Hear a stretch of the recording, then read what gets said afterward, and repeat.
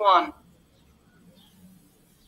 So in the first video, these introductory videos, talking about the word nature, and think about the related words too. Okay, nature is just the root word. Think about words like natural.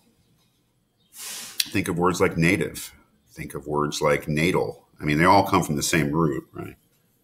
Very, very broad, complicated history. Very, very important word in all its different forms. But I suggested that in this class, the sense of nature would be focused on this sense here, in the sense of something having a nature. So it would be the sense that we would use when we ask the question, what is the nature of X? Whatever X is. And in this class, the question then is,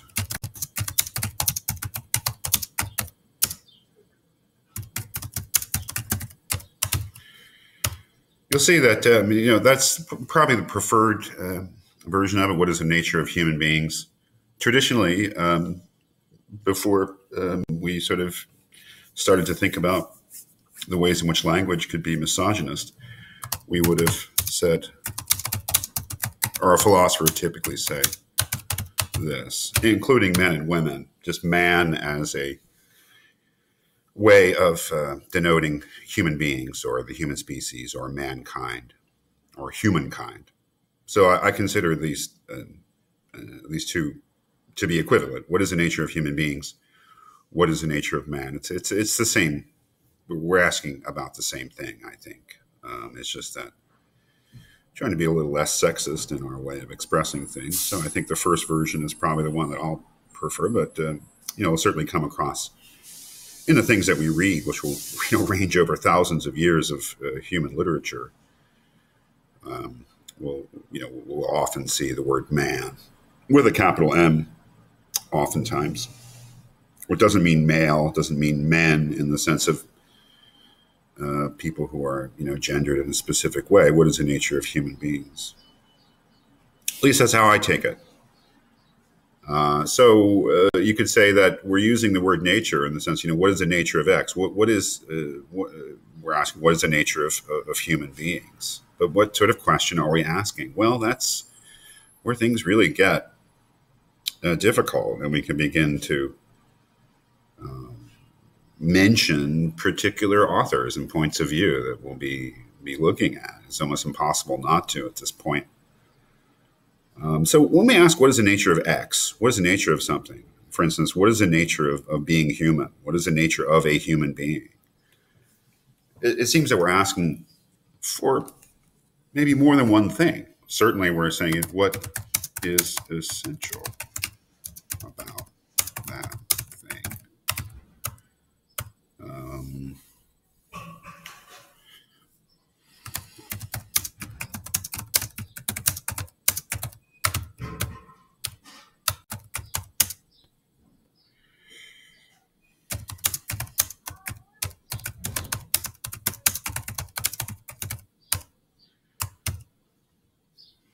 We're asking, what is essential about that thing? Essential as opposed to accidental. You are a student at LaSalle University. That is not essential to who you are, right? You ended up at LaSalle for whatever reason. It's more or less, you had reasons, but in the sense that it's not essential, right? In the sense that if you went to another school, you'd be the same person, right? But what is essential about you, perhaps, are other things about you, where if they were different, you'd be a different person, right? So we're asking for the deep structural things that make human beings what they are, analogous to the way that each of us as individuals has deep structural things that make us who we are, presumably.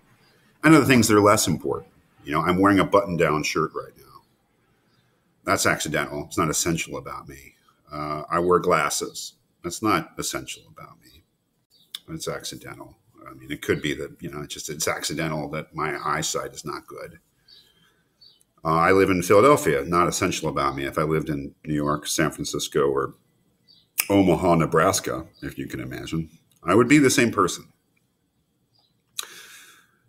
So we're asking, at the very least, when we ask, what is a human being? What is the nature of human beings? We're looking for what is essential about them in a rough sense, right? Maybe there's nothing essential about them, which is entirely possible, right? But what kind of thing is it, or how do humans fit in? And maybe you can't really even approach that question without asking also how is it distinct from other things? How are human beings distinct from other beings? Certainly a traditional way of what is it that marks them as being different? What is it that sets them apart, makes them unique? How is human life different from the rest of animal life, let's say? How is a human being structured in such a way that it is a different sort of thing from other things? Certainly the fact that we're alive, that we're biological creatures, marks us off from most of the natural world, right? Because most of the natural world is not living. But we would say that, following Aristotle's classic way of approaching it in his Nicomachean Ethics, that human beings, do differentiate themselves from other animals in particular ways.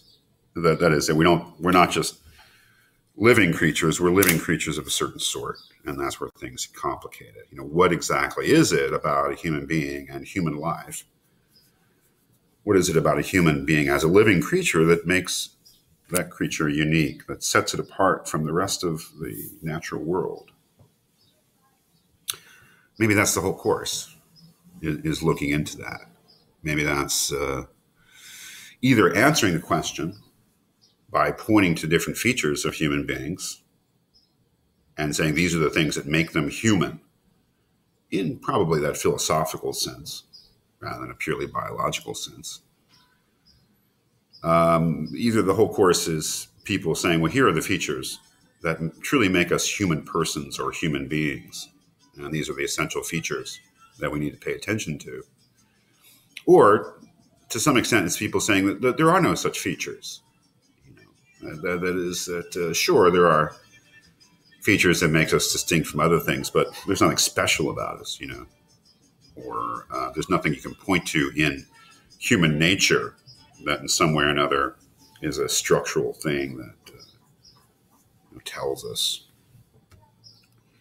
So it's an open-ended question, but I would say that these formulations are about the most accurate in terms of what the subject matter of the course is, which is a questioning course, right?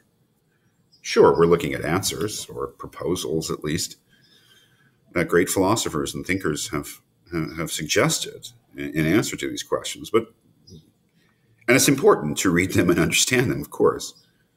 But it's the question itself, which is the living thing. I mean, the question itself, what is the nature of being human? That question will outlive and outlast any particular answer to it. The answers are bound to change, but maybe that's just my love of Socrates, who basically suggested in his speech, he was defending his life against the charges of corrupting youth of Athens, who said the unexamined life is not worth living. And that is, he had very few answers, maybe no answers to the questions he asked. But what was important is that we keep asking the questions. So these are the questions, you might say, and that's what we'll be doing.